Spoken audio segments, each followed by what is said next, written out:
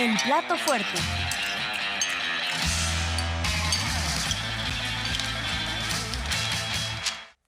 Bueno, nos vamos con el plato fuerte del día de hoy. Ya le comentaba que en días pasados acudió a la conferencia matutina todo el equipo que trabaja, encabezado por la secretaria de Gobernación, Luisa María Alcalde, el equipo que trabaja la búsqueda de desaparecidos. Un equipo y una búsqueda que tiene como lógica encontrar a las personas vivas de preferencia, evidentemente, y no nada más tratar este tema como datos que crecen o que van disminuyendo. ¿Esto por qué se hizo? Y que además anuncian que lo estarán haciendo periódicamente, cada mes, para ver cómo vamos con ese tema. Un poco fue en respuesta a cuestionamientos que hubo a partir de la salida de la excomisionada de la búsqueda de desaparecidos, Carla Quintana, en donde en algún momento aseguró que se estaban modificando los registros, que estaban quitando personas que estaban desaparecidas para hacer pensar que había menos desaparecidos de los que realmente había. Esto a partir del anuncio del presidente de que se iba a generar un censo generalizado para poder ver si lo que se tenía por desaparecidos todavía o coincidía con otra serie de bases de datos y de registros y además se fue casa por casa para verificar esta situación, para ver esas coincidencias y actualizar el registro, lo cual parecería de lo más sensato. Pero esto ha generado mucho, digamos, debate y muchas dudas sobre la forma, o se ha manifestado de esa manera, sobre la forma en que se está trabajando ahora en esta búsqueda de desaparecidos. De tal manera que estuvieron hace unos días, después acudió el periodista Ernesto Ledesma con una serie de cuestionamientos y hoy, en la conferencia matutina, estuvieron nuevamente la comisionada Teresa Guadalupe Reyes y también la secretaria de Gobernación, Luisa María Alcalde, para atender estas dudas, porque también estuvo Ernesto Ledesma y se unió a esta conversación Frida Guerrera, una activista y periodista que también trabaja con esos temas. Entonces, vamos a ver los datos. Lo primero que hace Luisa María Alcalde, que me parece que es muy pertinente retomar, son 4 ejes sobre los cuales se trabaja y aclaraciones. Antes de ir con los datos, nada más decir, no se borran ni se borrará ningún registro de desaparición ahí en los documentos que se están generando por parte de la Secretaría de Gobernación de la mano de esta Comisión de Búsqueda de Desaparecidos. No se borra ningún registro. Lo que en todo caso se hace en algún momento y en función de haber atravesado todo un proceso de verificación es que se cambie el estatus de una persona, en su caso desaparecido por localizada o por ubicada, pero no encontrada físicamente, etcétera, en estas categorías que nos presentaron desde el otro día.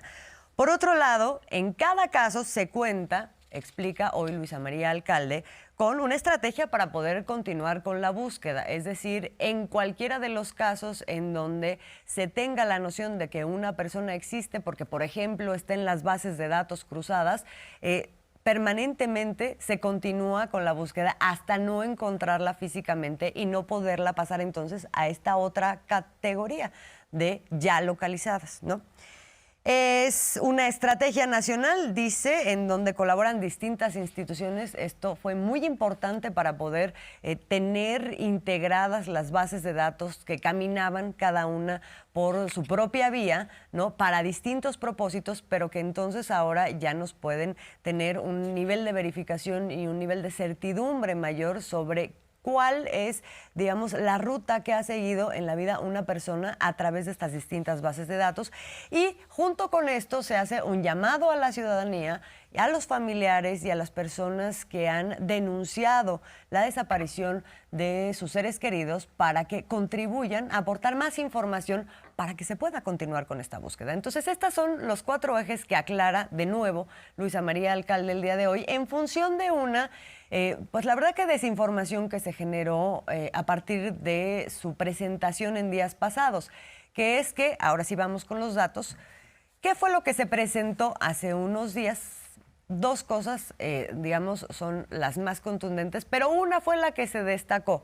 La primera, el 15% de los 110,964 registros con los que se cuenta de personas desaparecidas, el 15% son ya personas localizadas. Esto después de todo un proceso, ya le decía, de verificación, de cruce de datos, en donde se pudo observar que una persona que había estado como desaparecida su registro, pues en realidad en distintos momentos está apareciendo en otros registros.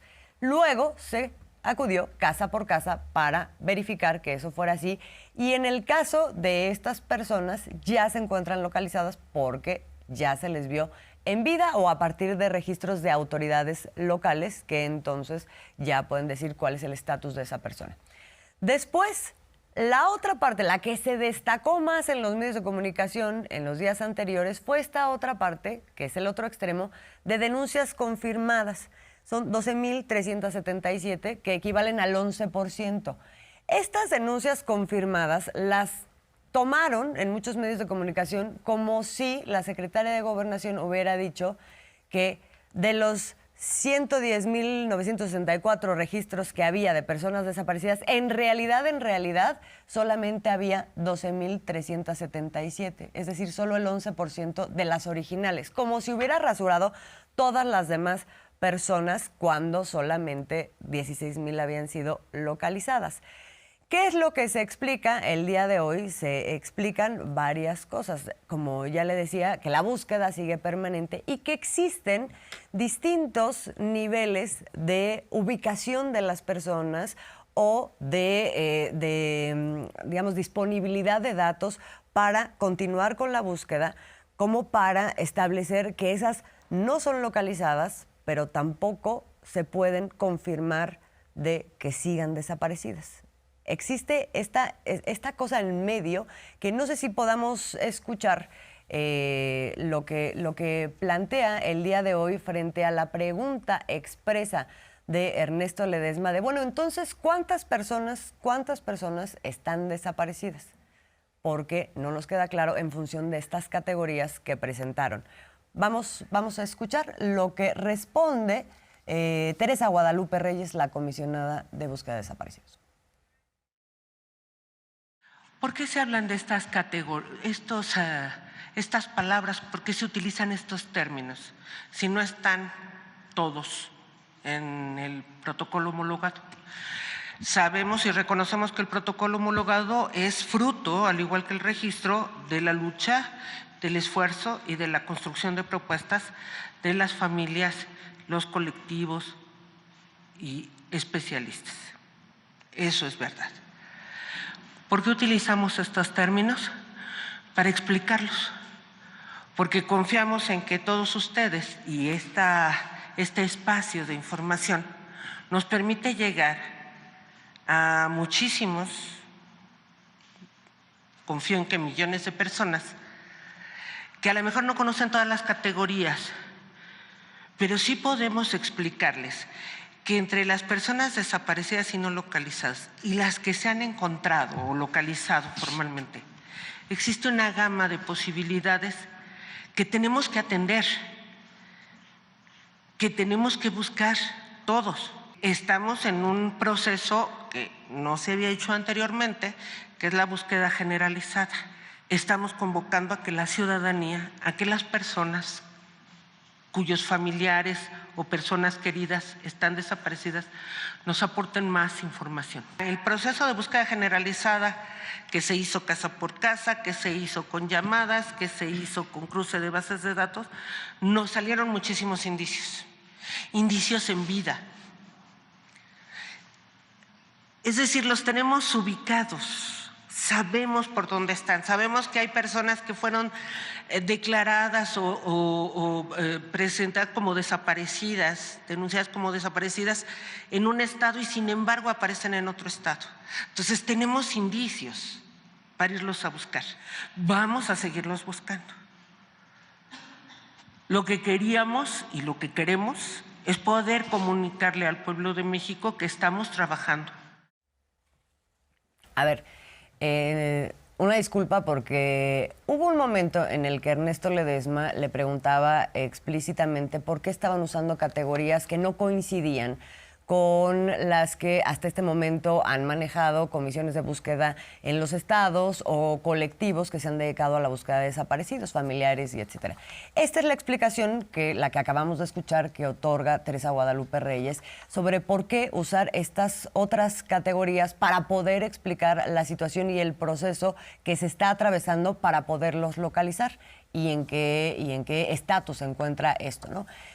Ahora sí vamos, por favor, a escuchar lo que respondió con respecto a precisamente de cuántos desaparecidos estamos hablando, que no podemos confirmar que son desaparecidos. Tampoco podemos confirmar en este momento, y ahí hay distintos niveles, que son personas localizadas o localizables. El registro tiene movilidad. Si ustedes abren el día de hoy es diferente.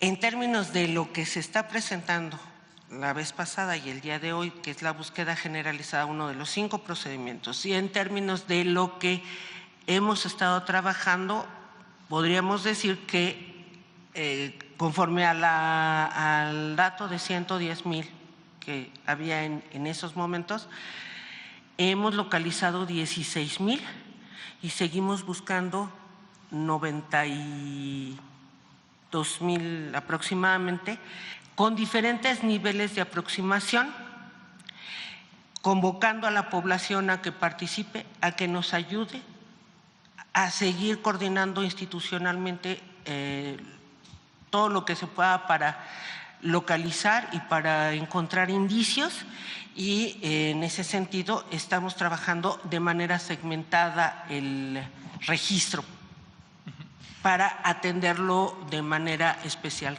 cada franja. ¿Qué es lo que se presentó el día de hoy? Las tareas que vienen y que continúan, que no se han dejado de hacer. Cada mes vamos a estar presentando el informe. ¿Mande? Lunes 29 de enero. Que quede claro, sí, es que no vamos nosotros a actuar de manera tramposa, porque eso es contrario a nuestros principios. Nunca haríamos algo así, de cambiar un resultado.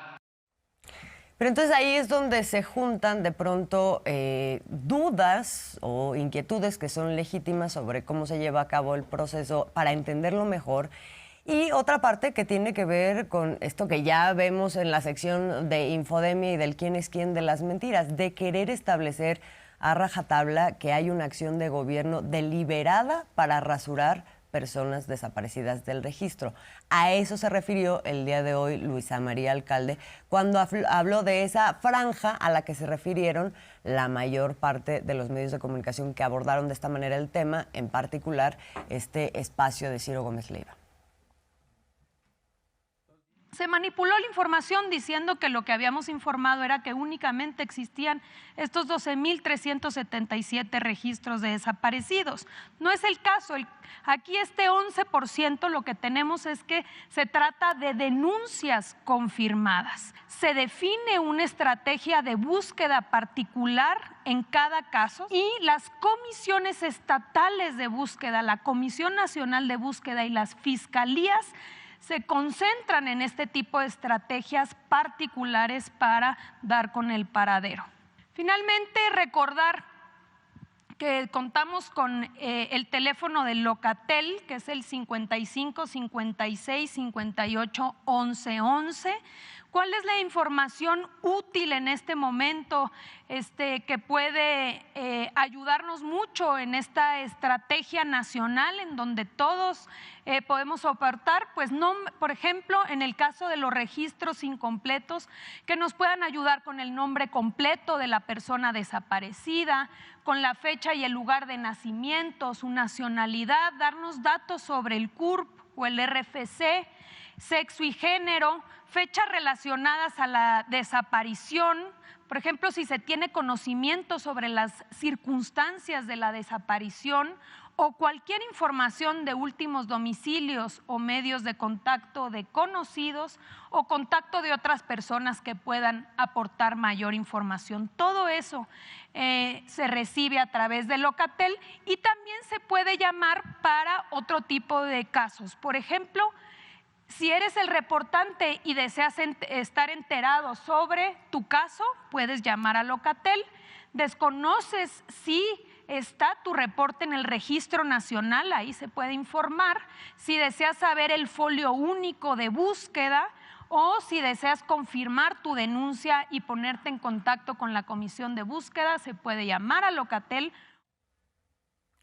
Bueno, entonces están, nada más para cerrar este tema, están las personas que han sido localizadas con prueba de vida y están la confirmación de las personas que continúan desaparecidas. Y luego está en medio esta franja de 3 categorías en donde 2 de ellas, ahí lo vemos otra vez, ¿no? Personas ubicadas, que son el 16%, luego personas con registros sin datos suficientes para identificar a la persona, el 24%. Vamos a ver la explicación nuevamente de qué implican estas categorías. Vamos a escuchar nuevamente a Luisa María Alcalde.